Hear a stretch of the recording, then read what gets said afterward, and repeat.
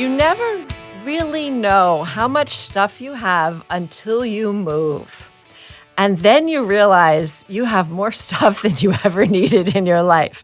And that is such the truth. So welcome back to The Empowered Homeowner. I am Beth Allen, your host. I am a DIY expert, a contractor, and an educator. And today I am joined by Court Ebeling from Carter's Home Downsizing. And I've known this fine gentleman for, 10 years, I think? At least, I think. Beth, yeah, right? it's been a long time.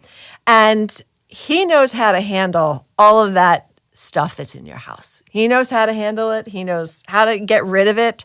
So buckle in for a fun chat about all of that stuff that's in your house and how do you make that downsize decision play out a little more smoothly. So Court, welcome. Thanks, Beth. It's great to be with you here today on this beautiful, crisp fall day. Perfect time of the year to be downsizing. Yes, it is. It's a great time to start going through our stuff. And Court, I know what you do because we've known each other a while. So Sure. Tell us, like in the broad sense, what is it that you do at Carter's Downsizing? And also explain where the name came from. Oh, sure. Well, first off, for those wondering, my first name is Court, and Carter is my middle name, so it's that easy as far as that goes. And I have, Beth, as you know, been helping people, mostly seniors and the children of seniors that have heavy household accumulation, helping them sort through years of accumulation to help them determine what to keep, donate, discard, recycle, and sell. And for the 15 plus years I've been doing this, I've been working with people mostly in an age range of about 60 to 100, with probably the average folks being in their 70s and 80s. Many of them are moving to local retirement communities. Some are going to over 55. Some are moving to Florida. Some are moving to be with their kids. Every single one of these situations is a little different. Okay. What's the oldest person that you've spoken to? That's a fun one to talk about. My oldest client was about 4 years ago, and she was 102. Wow, 102 years old. And still sound in mind. Sound sharp as a tack, as Yep, they say. as they say. That's awesome. So can you describe a little bit about your service and how it differs from some of the other services that are out there? Because I know you cater to a lot of seniors, but Yes. you're not senior specific. So, and you're also not the service that you put the stuff on the curb and it just disappears. Right, all good points. You're kind Beth. of in between. Exactly. So what we basically are doing is helping people. They've generally been in a home a very long time, and a lot of them need a helping hand, just their handheld, to get through what they have. And so some of what I do is sorting. We also help people with general decluttering. 9 out of 10, these folks are moving. But some of them just want to get a head start on what they're doing. But what we do that's a little different than some of the other folks out there, we help get things of value sold.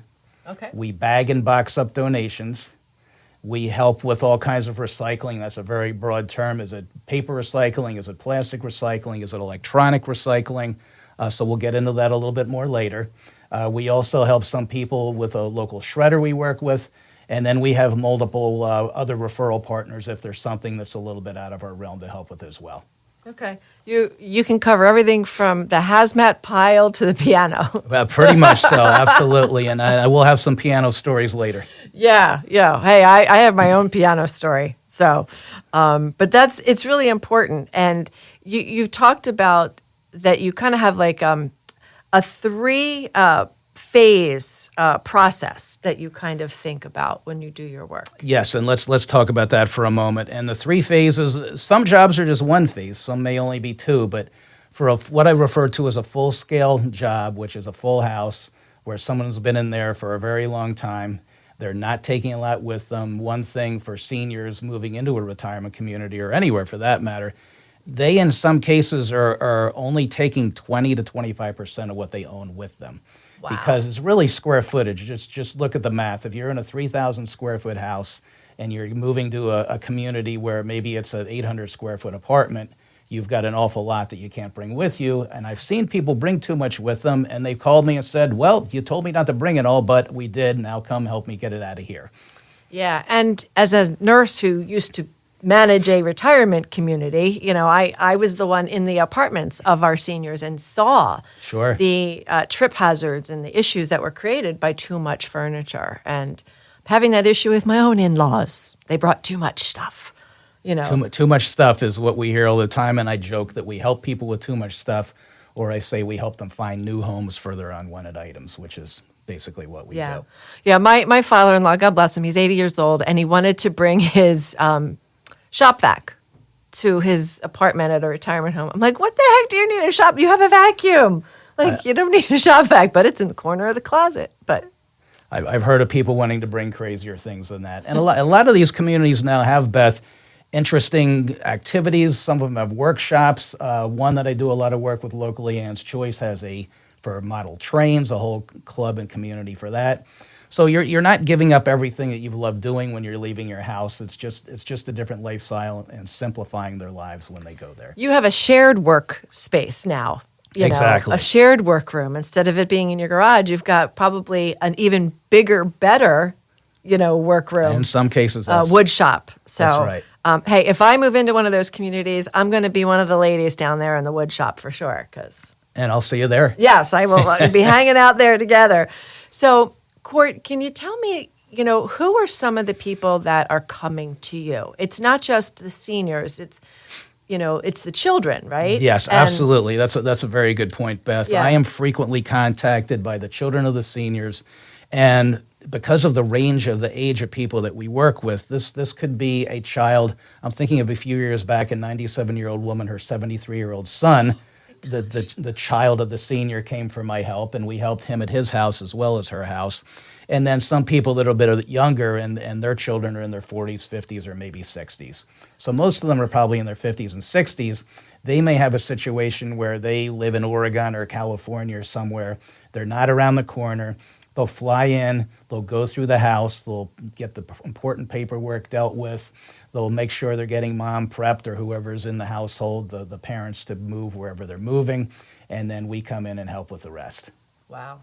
Do you find that you have a lot of deceased cleanouts as well? We do, and I hate to put it this way, but they're usually the easiest ones because sometimes there can still be multiple relatives we're dealing with, but those folks just want to get it done, to get the house on the market with the realtor as soon as possible, to simplify the process and get the estate cleared up. Yeah. I have helped with both of those. I have helped with the living relative. I have helped with the relative with dementia. So there wasn't a whole lot of input she was providing. Sure. And then I cleaned out my mother's house after she Right. passed. And I will say my mother's house had the most stuff, but it was the easiest to clear out because she wasn't there to object to anything. So it did make it easier. And that, Beth, one of your questions I remember when we were talking a few days ago is what's the average amount of time to clear out, say, a 4-bedroom house? It depends who's there, who I'm working with. Am I working with the 83-year-old woman of the house who's still there, or am I working with the 60-year-old child? The children usually want to get it done. The older folks usually have to look at every little thing, and that's fine, but it's going to take a lot longer for me and my crew to get that done. So I will often ask people to do an initial sort of the house, and again, that's going in, making decisions on things. A lot of the retirement communities have someone to put together a floor plan. Now, I don't get into any of that. I know we have some other friends that do, that you're aware of as well. But once that gets handled, I can come in with my team, get it done a lot quicker, generally more affordably, and for the realtor to be happy because once we're in, we're getting it done, and then they can come in and do their magic, getting the home on the market, and that home's going to look bigger, brighter, cleaner. Sometimes we'll leave a few pieces for staging, a kitchen table, a dining room set, something like that, and that's kind of how it goes from there. Okay. All right. What do you find it draws people to make that call versus, oh, I'm just going to deal with this themselves? Like, what is the benefit of calling you instead of the family saying, I'm going to DIY? As much as I DIY, there are times that you got to pass the baton. Sure. Great question. And really, it's me coming in with an objective point of view. I'm completely non-judgmental. I realize some people that may even be in like a hoarding situation, they got there, a lot of different reasons. It's not my business to worry about that, but to simply try to get them to the next step. A lot of times children get frustrated with their parents and they throw their hands up in the air, and we can come in and very calmly, nicely, politely, professionally walk them through the steps. We're going to have a specific time frame with the phases and certain days to get things done with, and we're going to get this done quicker. The thing is, I've seen people that I've met, and then they say, "Oh, we're going to try to do this ourselves." They call me 6 months later and said, "I should have hired you when I met you 6 months ago." Meanwhile, the roof's leaking, the lawn needs to be cut, they're paying taxes on the home, and they got to get their relatives where they need to go. And they could have been out by then. Absolutely. They could have been out of the house and on to the next stage of life. So, yeah, that's important. I know for me, I did do my mother's house myself. My siblings and I, we cleared out my mom's house on our own. But we had a lot of emotional stuff. We had some old wounds that we needed to heal. So for us, it was definitely a cathartic experience, not so much of a stressful one. Right. You know, so for us, it was okay. And I knew of your service, and I knew of another friend who has a service, but I was like, I did need to do that for that. But oh yeah, it was exhausting though. The yard sales and all of that stuff. And yeah, I wish there are moments for many of those things. I wish I just called Court and had him take all the stuff away. Sure, and sometimes we're not for everybody. So after I meet people and I explain what we do, I get a pretty good idea if there might be a fit or not, and then figure out what the follow-up date is, if they'd like me after an initial meeting, which could be a FaceTime consultation or on-site, depending on where they are and what the timing is and who's available. I'll provide a proposal and say we can do, A to Z. Maybe you want to do X, Y, and Z, and we'll do A, B, and C. So, and we also, Beth, will come into situations at different times. Sometimes it's the realtor calls me and, oh my gosh, the house closes in 3 days and there's still 3 sofas and junk in the garage. Wow. So that's where we are just strict junk removal, which is a big part of what we do anyway. But the sooner that they call us, and I think we'll talk more about this later, but the sooner anybody calls us, the more time they're going to have to get things done, the less stressful it's going to be, and the more options there are to make a lot of things go in a lot of different directions, which is, of course, a big part of what we do for them. It's huge. Court, can you tell us where you are serving? What areas are you working in? Sure. My main focus is Bucks and Montgomery counties in Pennsylvania. We will go into Northeast Philadelphia, and those are really the main areas. And as my business has grown for the last 15 years, the geographical area has shrunk a little bit, but at the same time, if somebody really needs our help and it sounds like a good fit, we will go a little further. Okay. And you said you have other partners, too, that you guys refer to each other. We do. We have some colleagues in Philadelphia if somebody needs help there, and I stopped going to Philadelphia many years ago between the traffic and the logistics and where all my resources are. So we have other people to help in that area. But that doesn't mean people can't still reach out to you, because you can be a referral partner. Oh, of course. And you can connect absolutely. people to the right service provider. Okay. When it comes to the planning of, I know that, I put myself on a waiting list for a retirement community. And I know it could be a year. It could be 6 months. It could be 2 years. When do you suggest people start tackling that 4-bedroom house with the packed garage and the basement and the shed? I'm glad, Beth, you brought that up, because I see instances where someone maybe has a 2-year wait, and then all of a sudden something opens up, and it's 3 months. So the sooner that we start, and again, this could be phase 1 of the project, where we're coming in and we're sorting basements, garages, attics, sheds, what are usually kind of the easier parts of the job, because those places are frequently just dumping grounds, and a lot of it's just general debris. Maybe you'll find something interesting that needs to be reviewed.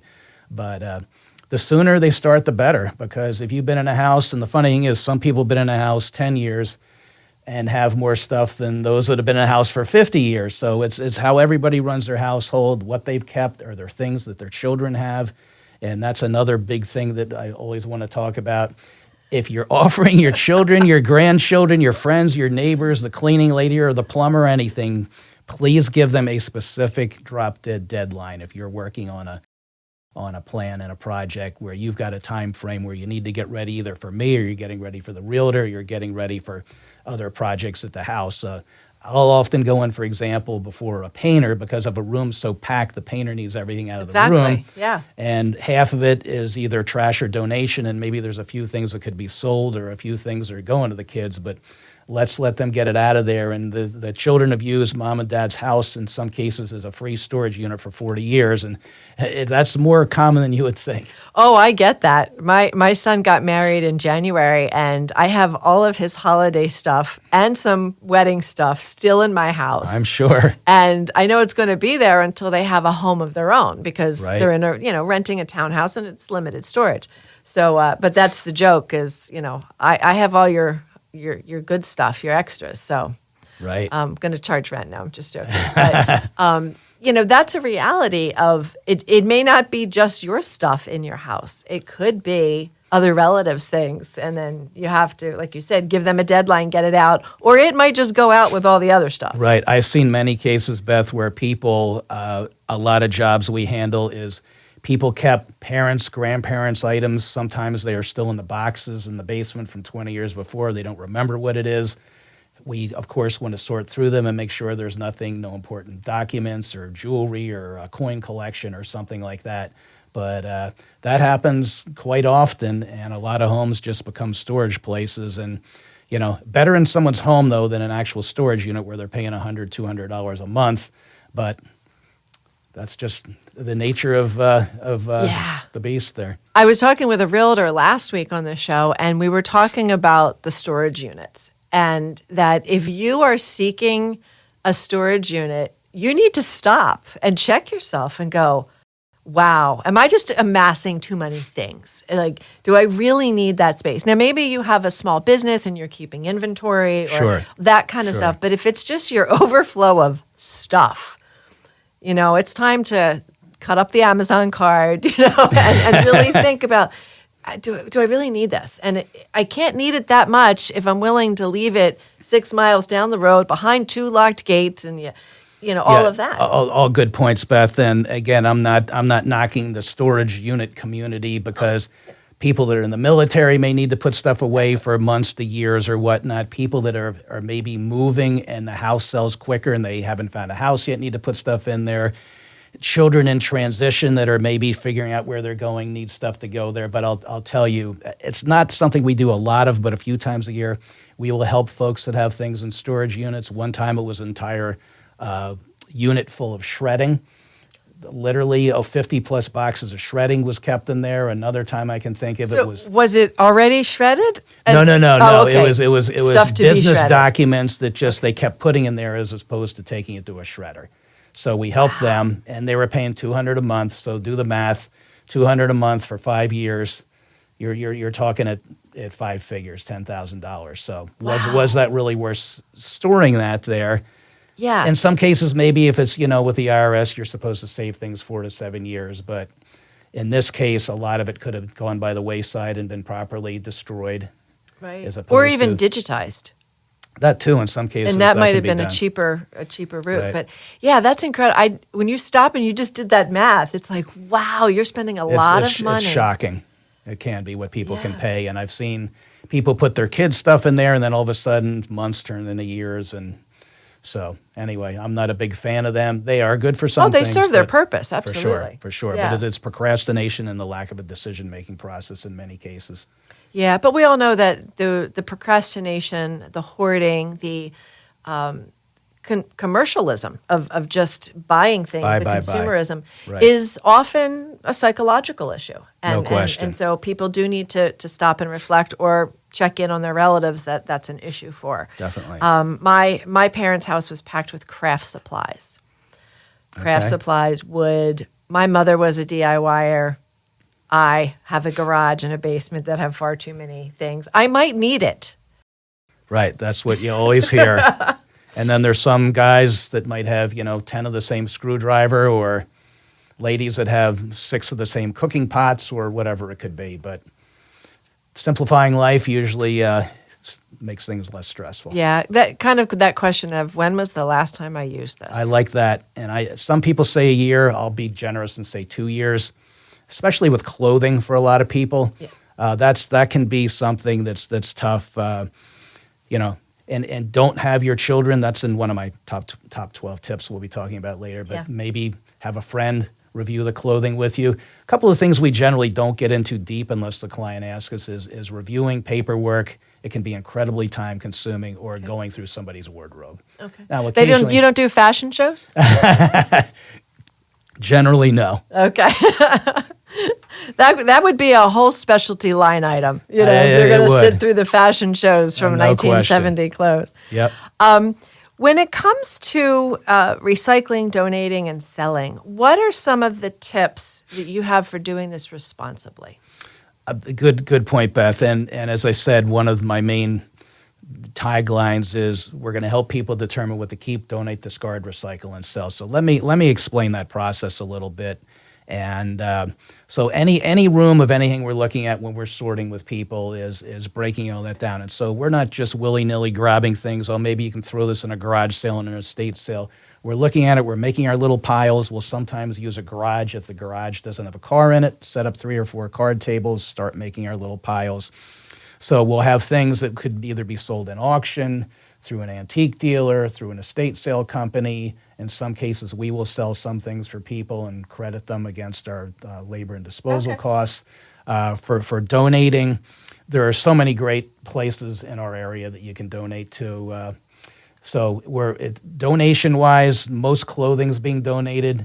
And you don't even have to worry with clothing if it's really salvageable, because all these places will recycle clothes that are, they have stains on them, they're missing buttons, they're out of style. That's a great thing. A lot of people don't realize that many of the thrift stores will take the things that maybe aren't up for sale in terms of, like you said, they're a little worn, maybe there's a stain or something, and they recycle the fabric for the value of by weight. Exactly. And then they also will send things to lower income countries. That's correct. So things still have life even after you go, oh, it's got a stain on it.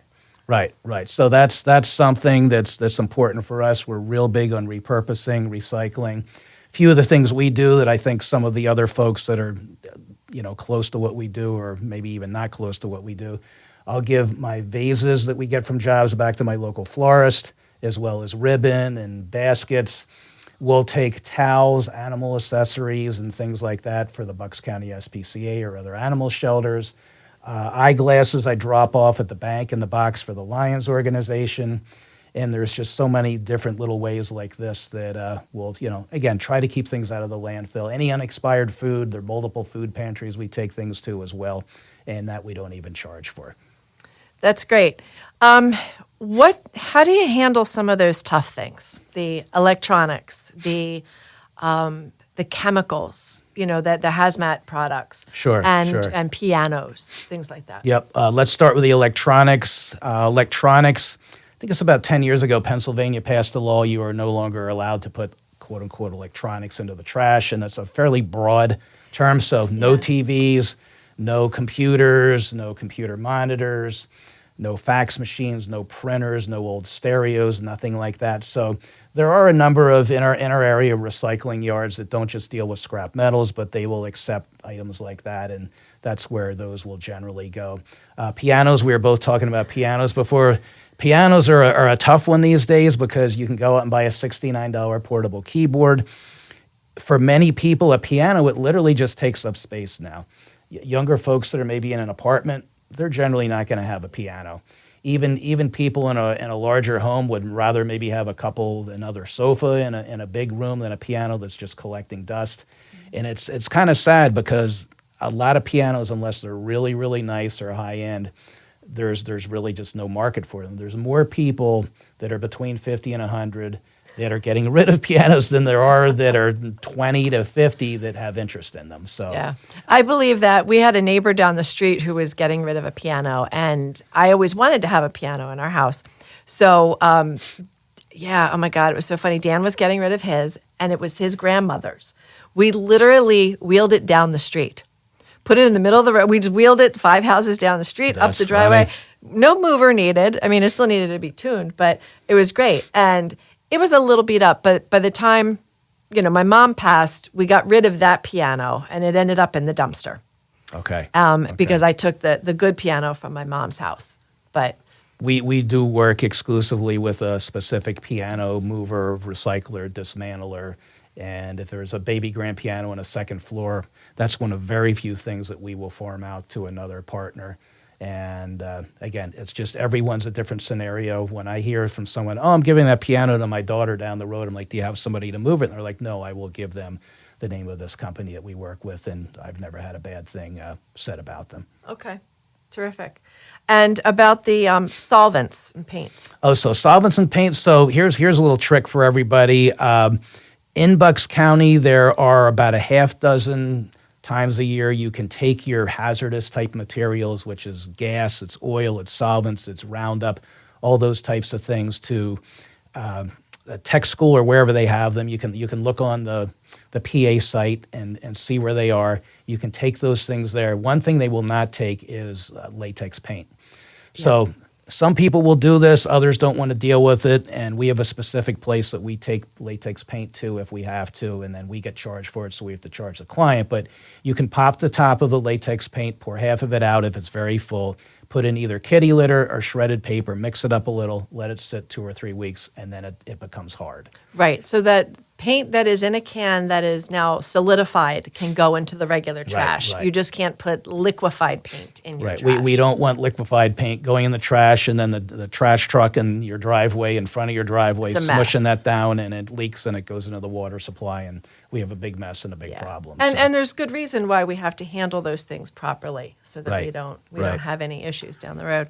So while we're talking houses and downsizing and all that, we're going to pause for a minute and hear a word from our nonprofit partner, which is Laurel House, and supporting those that are finding themselves in a difficult situation. Since 1980, Laurel House has been a lifeline for domestic violence survivors in Montgomery County, offering a safe shelter, a 24/7 hotline, trauma counseling, relationship education for teens, court accompaniment, and medical advocacy. But there's more work to do. Together, we can end domestic violence and help families rebuild their lives, whether it's volunteering at their thrift shops, assisting with childcare, or becoming a text line responder. Your time can make a real impact. With training and support, you can become an advocate for survivors in our community. To learn more about volunteering, donating, or simply offering your support, visit laurelhouse.org or call 610-277-1860.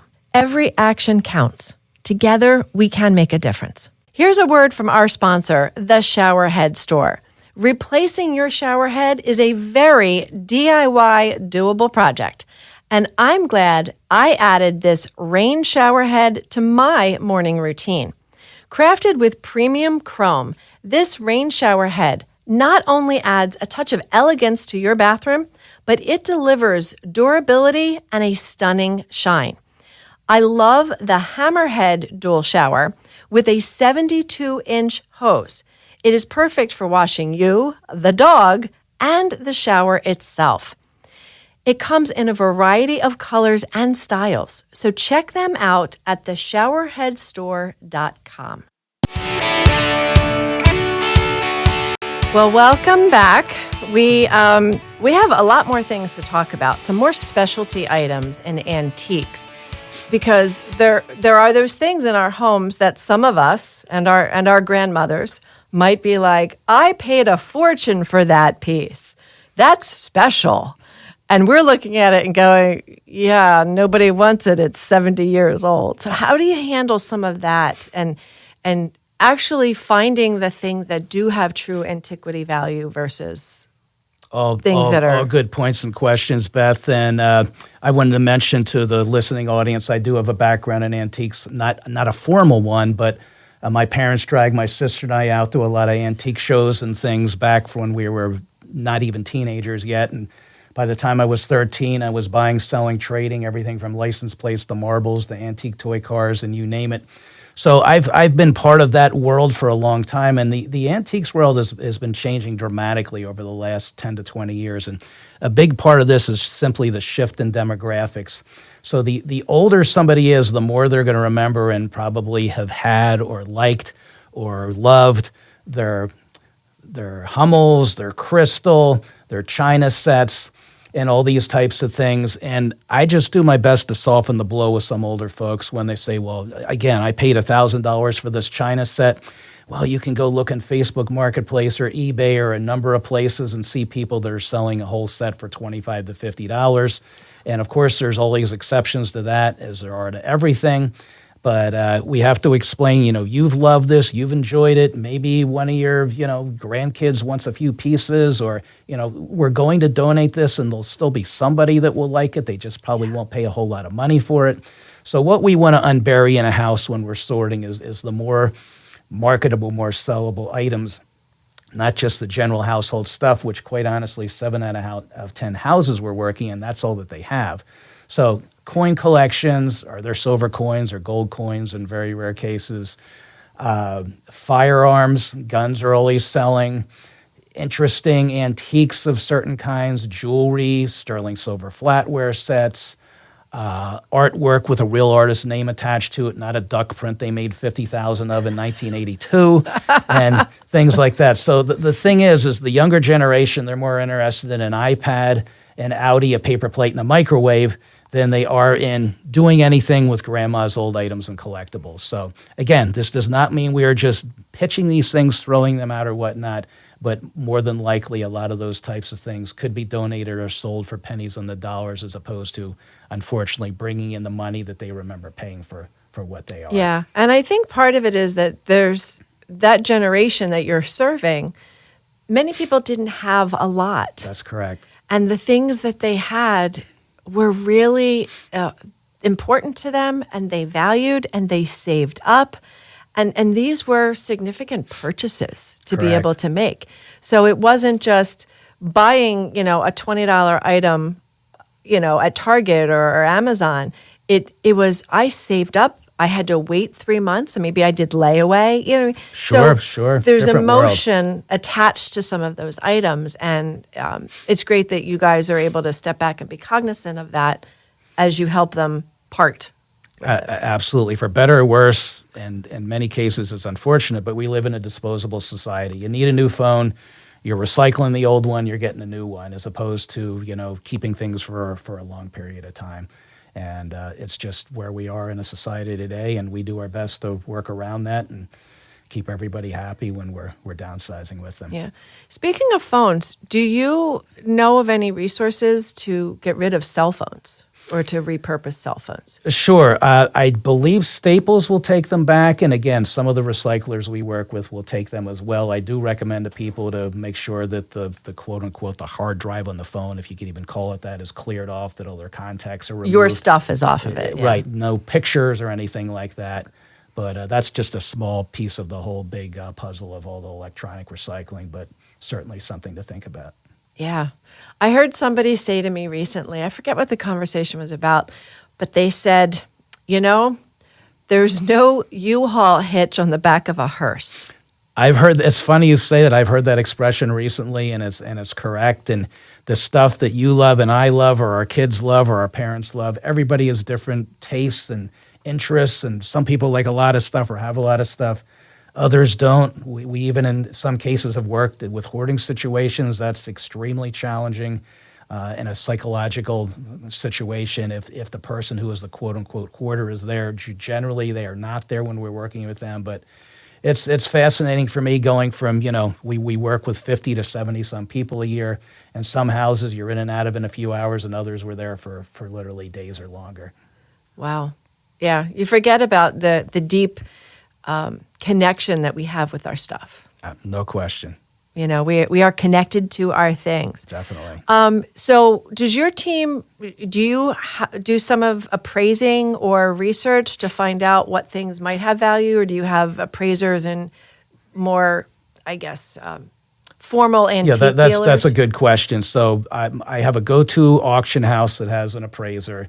So and here's a perfect example. Just in a couple days, I'm meeting for a second consult with a client that a gentleman's deceased, and the executor is having me come out with my auction partner to look at a large collection of sports memorabilia. Oh, wow. So when there's something that's, out of I don't want to say out of my league, but something where I believe I need help with or need someone else to come in to handle, we'll talk to the auction partner. I sometimes take pictures to send to antique dealers for people or an estate sale company.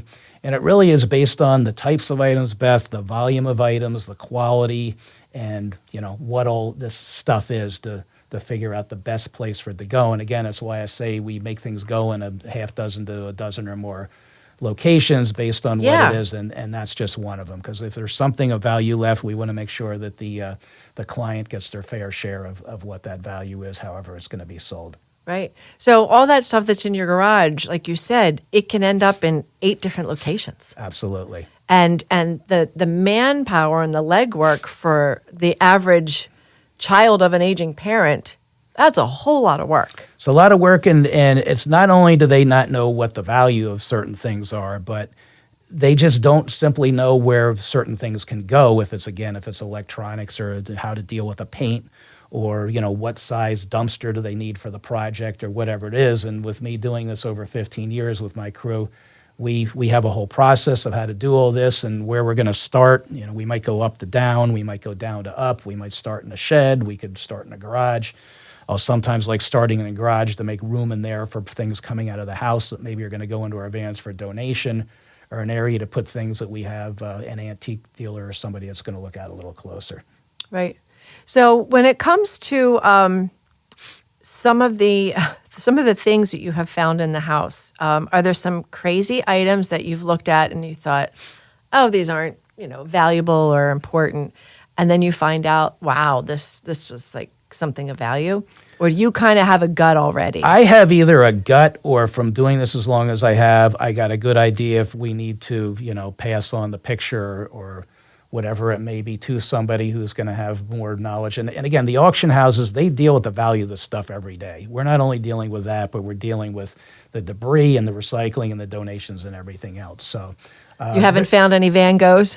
No Van Goghs yet, but and we found some crazy things that in a G-rated podcast like this we're not going to mention, but and every time you think you've seen it all, the next week you see something you've never seen before. So it's fun. It's almost like a treasure hunt, and you just never know what we're going to find, and then what is the appropriate thing to do with this unusual item if we find it. Right. I don't know how it started, but many years ago, somehow we had this thing about baby doll heads.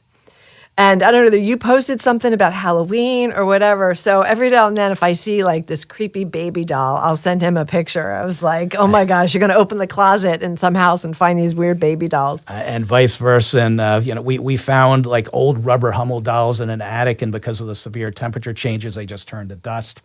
And really? Attics are a tough place to store things because there's very few things that are going to do well in an attic in the type of a house where, it gets to be 120 some degrees in the summer and, 0 in the winter because of severe temperature change. One thing that I think of just off the top of my head a couple of times is I've seen ski boots, like the plastic ski boots from maybe the 70s. They're just a pile of dust because the temperatures changed so much and the chemical reaction makes them, you wouldn't even know what they were, but you see the little buckles right there. Oh my gosh. So an attic's not necessarily a great place to store certain things, but that could be a whole nother discussion. Wow. That's kind of crazy. Well, I just have to do a shout out. He has such an eye for things that are useful and repurposeful. Every year I do a charity project for homeless people in the city of Philadelphia. And he reached out to me one day and he's like, I have this dollhouse, and I know you redid a dollhouse. He's like, do you have any purpose for it? So I was able to take this beautiful dollhouse that Court found in a home, and I rehabbed it slightly because it was in pretty good shape, and I sold it in an auction for $300. Yeah, that was great. It was great. And then I was able to use that, and I'll never forget, I bought like giant cases of sweatpants, to distribute down in the city. Yeah, that's a beautiful thing you do, Beth. And that client, when I explained to them what this was going to be, used for, they were thrilled, as most people are, and something like that wouldn't necessarily have a high value, but they're helping those in need. and we're always happy to do it. And I remember the one year I worked for a dentist, and I gave you all those toothbrushes too. So Yeah, again, I another still have thing. some. Oh, good. There were so many toothbrushes that Right. Court gave me that we've been doing this homeless project for like 6 years, and we still have some. That's We great. still have some that are Yeah. left. But it's just making sure that things that do have a second act end up being able to perform. As much as possible. Right. Is really important. So when it comes to the logistics of how you're going to deal with the stuff, we've talked a little bit about dumpsters. How do you go about? What are some of the guidelines? Yeah, good question. This is something that many homeowners just really don't even know where to start here. So let's talk about this for a minute. I have a couple different people, haulers that I work with for dumpsters, one almost exclusively. They have 15, 20, 30, and 40 cubic yard dumpsters. Okay. So an average house for someone that's been in the house 10, 20 years is probably going to need a 30 cubic yard dumpster. That's probably the standard average size you'd see at like a job site as far as size and space. And we're talking the big rectangle Yes, dumpsters, not exactly. the kind you see like at the back of the restaurant. We're talking Right, the big. exactly. This is something that is when we're working with a client, if we feel we need a dumpster as opposed to us hauling if it's a full-scale project, people generally do need a dumpster. Not everybody, but a lot of people do. There are boards put down in the driveway, so when the dumpster goes down, it doesn't mess up the driveway, and we're cautious about where it goes so the homeowner can still get their car in and out of their garage if possible. Most dumpster companies will let you have the dumpster for 7 to 14 days until you have to pay extra. And the prices, I don't want to say it's such a competitive industry, they're going to be pretty close if you call company A or you call company B. Okay. But one thing we do that I always recommend to people if they're doing the job themselves is you want to pack that dumpster like a puzzle so you're not throwing random stuff in that's just going to take up more space. And we can save literally 30% more space by doing that. Wow. See, and that's why you hire somebody like you. If you have no Tetris skills, good point. You need somebody like Court to come in and literally pack that so you're taking full advantage of every little space that you have. But 30%, that's a lot. It can be significant. And we're going to know when I get there and I do the walk through the house, which is something we haven't really talked about as far as kind of my process. I hear from a realtor, retirement community, or a previous client's friend or somebody that calls me, and I either FaceTime them or meet them at their home. After I complete an initial walkthrough, attic to basement, garage, shed, backyard, I'll have a pretty good idea. Do I need one dumpster? I just did a crazy job in New Hope a few weeks ago. We had 4 40 cubic yard dumpsters. Wow. And nobody can even believe it, but I have the pictures to prove it. So. But I'll know what we need, and sometimes between our cargo vans and trailer, we'll just haul smaller amounts of trash out if it's nothing significant. But a dumpster is often the way to go, and I don't want to say anything bad about the bagster people, but that's very, very small footprint. It's about 3 cubic yards of stuff. Okay. So that's maybe more like a remodel project. Exactly. There's a small remodel project. There's a little bit of scrap wood, old siding, or something to go in there. That might be appropriate for that. But you're not going to fit a lot in there if you're truly downsizing and you're getting ready to move to a new location. Yeah. Plus, I think the lack of structure in the bag, makes it a little harder. That can be hard sometimes I like too, the right. hard corners of that container. I agree with that. Yeah, we broke up a piano and put it in a dumpster, and it was sad to see it go, but it was the only thing. Done the same here, unfortunately. Yeah. Now you did say that some people will take pianos and make art out of them, which is kind of cool. Yeah, I've seen being an artist myself as well, and I'll sometimes save strange things to repurpose with some of the 3-dimensional artwork I do. But I've seen people use the keys. I've seen them take the harp out of it. I've seen them use the top part of a baby grand. Now that's, not going to happen real frequently, but again, it's just another matter of repurposing. Yeah. And, we've got all kinds of friends, from artists to woodwork people, the mechanics. So sometimes people are like, I don't care what you do with this stuff. If you can find a new home for it, great. We give a lot of things away that are maybe not kind of quote unquote donatable. And while we're talking about that, Beth, we have a very good idea at this point about what is or what isn't donatable. Okay. I know one of my main donation partners now will not take a china cabinet because of the glass. And again, it goes back to the younger folks not caring about Hummels and crystal and those kind of things. Most particle board furniture, which can be anything from a desk unit, like a computer type table, to a bookshelf, to a little desk or something, they fall apart really easily. They won't take those. Unfortunately, a lot of those IKEA pieces are going to be dismantled and put All in the those trash. things that came with an Allen wrench to assemble typically aren't going to be welcome at That's the easy thrift for store. you to remember that name. Yes, yeah. If you needed an Allen wrench to assemble it, it's probably not of value.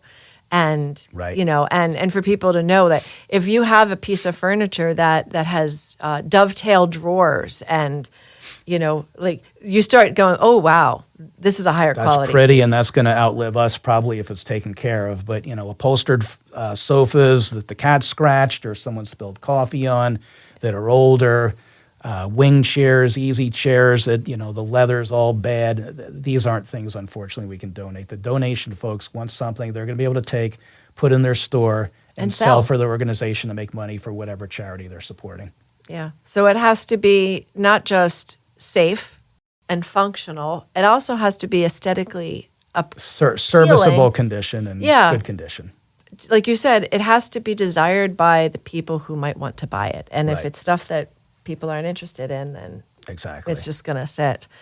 So when it comes to doing some of the shredding and dealing with the paper management, how do you handle some of that? Because I can imagine there's a lot. I mean, my mom had phone bills, paid phone bill receipts from 1985 from Bell-Tel. My oldest tax receipt, Beth, to date was from 1956, from several years back. But this is my opinion on shredding, and everybody has a different one. If there's a Social Security number, if there's a credit card number, you definitely want it shredded. If it's old tax documents that you don't need that are over 7 years, you want them shredded. If it is a phone bill or a Comcast bill or whatever it may be, people have differing opinions on that. But if you don't have a lot of it, as far as shredding goes, we work with an accredited shredder. They have a truck. They will physically show up in your driveway. We sometimes, for clients, will put, and I refer to the volume of shredding in banker boxes. Okay. So if you have, say, 15 or 20 banker boxes, they'll come to your home. They take the banker boxes, they put it in one of those big plastic 96-gallon trash cans. It dumps into the truck. It is literally shredded in your driveway. Okay. And I recommend that. If you have 1, 2, 3, 4 shredding boxes, you might even want to look. There's a lot of banks and other businesses that will have a quote-unquote free shredding event, and maybe that makes more sense. And then, many of us have recycling services at our home where you just, throw the paper into the can. But it's just going to depend. Some people are, more concerned over others about identity theft, and so it's really a personal thing. But I like the shredder coming to the house if there's 10 or more boxes, because then I don't have to haul it for the people and charge them extra just for my time of hauling it, and then they see it done right there and they have peace of mind. Yeah, it's just, like you said, the comfort of seeing, all my stuff has been destroyed, we're good to go, it's gone. And that's just another, little part of the project that we do that many other people don't. Yeah. Because there is a lot of information on some of your papers. Like you said, if it's a phone bill, I mean, unless it has the credit card and information. anybody can look up on the internet where we live or whatever through home sales or whatever. So there's a lot of stuff that's not so private anymore. That's correct. Yeah. So have you found any old documents that actually have value? Like old newspapers and, treasures, things. Yeah, let's talk about that for a second. So for two perfect examples, when Kennedy was unfortunately assassinated in 1963, I think every person on the planet saved a copy. The United States anyway saved the copy. Same thing for Man on the Moon. Same thing when the Phillies won the World Series in 1980 for the first time, then 2008. So there's a bazillion of these things out there. In general, they're not going to be worth a whole lot. There could be, if you have old autographs, antique pictures that go back to the turn of the century, and things like that. There can be interest in, and it's condition and it's subject matter. If there's a photograph of a Civil War general, that's going to be worth a whole lot more than just a family sitting in a chair with a baby, for example. Yes, the classic family photos. Right. Yes. Those are things that we look at, again, along with all the other antique and quote-unquote items of value to figure out where they should go if there's something that could be sold. Okay. Yeah, Yeah, I'm just thinking about some of that. It's interesting that those old newspapers, like you said, it all has sentimental value. But if everybody had them, if they were such in plenty, then there's no real dollar value assigned. Sure, to any and of just that because stuff. something there were a lot made of, it's like just because something's rare doesn't mean it's valuable. Just because something's old doesn't necessarily mean it's valuable, and especially less today. But I mean, we're not a value, even though we're getting older. Come on, we have a lot of value here. we do. We have a lot of value. When you are talking about helping people move to different communities, Sure. you said you're a preferred vendor. Can you tell me about that? Multiple local retirement communities like Ann's Choice, Pine Run, Pennswood, and then in the realtor community, I've been a preferred vendor at a large local Keller Williams real estate office in Doylestown and a number of other ones as well. So they have people we've helped over the years that are happy with our services, and we have references, and we're insured and all that good stuff if anybody's ever questioning any of that. That's awesome. One of the things that you and I had talked about was you have your 12-step program, kind of your 12 tips for helping people downsize. So let's tackle a few of those things. And the first one you have on your list, which I love, is not to do it all in a day. It's a big rarity. Anybody who get it done in the day is the most minimalistic, organized person that there probably ever has been, because most of us have. You got to go through the food in the pantry. Are there any expired cans? Is there stuff in the garage? Is there stuff here or there? Realize when you're starting and embarking upon the project, this isn't the kids flying in and usually just a weekend getting things done.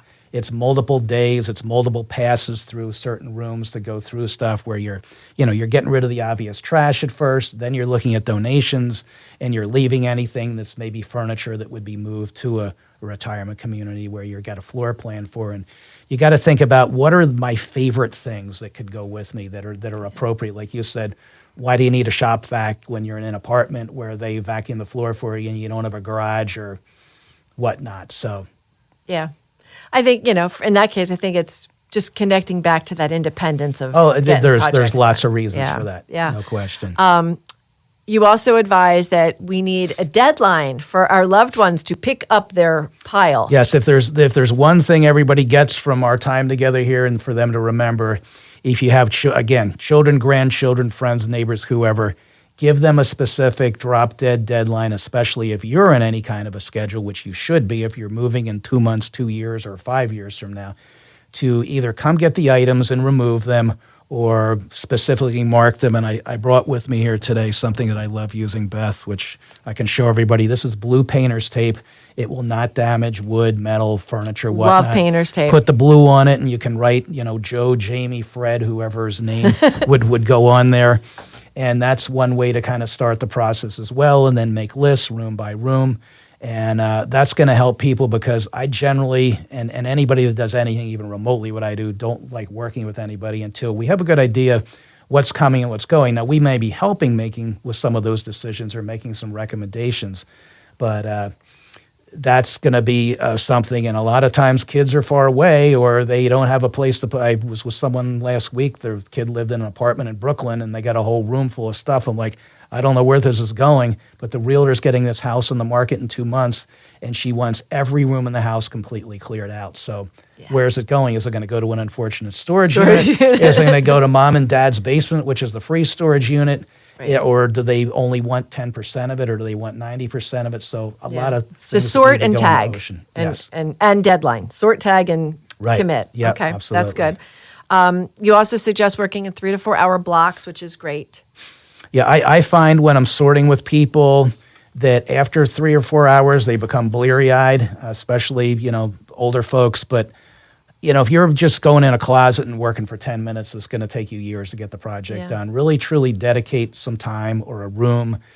We're going to do this room today and that room tomorrow or next week, because if you don't, you're just never going to get anything done. Couple other tips that is on his list is giving yourself grace for your emotions, because you're going to have to work through some.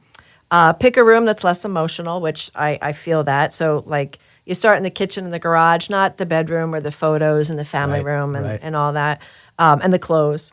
Love using the garage as a staging area. So clear out the garage so then you can have that place to set up your tables and sort, which you talked about. Yep. And listing the young bodies. Huge. Get the younger people to be hauling. Right. If you want to embark upon the project or part of the project yourselves, don't think you want to run up and down the stairs 100 times carrying stuff that's too heavy or going up into an attic where it's hot or dusty or whatnot. Get the kids, the grandkids to help with some of that, and that'll save you some aggravation. Yeah. I mean, we really kind of hit on everything else here, and just such wisdom and insight. You don't have to tackle this project alone. This is something that many people don't even realize that there's services like Courts that can come in and help you tackle this monumental task of clearing out 50, 60 years worth of life. So, Court, thank you for being here. Thanks so much for having me, and everyone, happy downsizing. And again, doing it yourself doesn't mean doing it alone.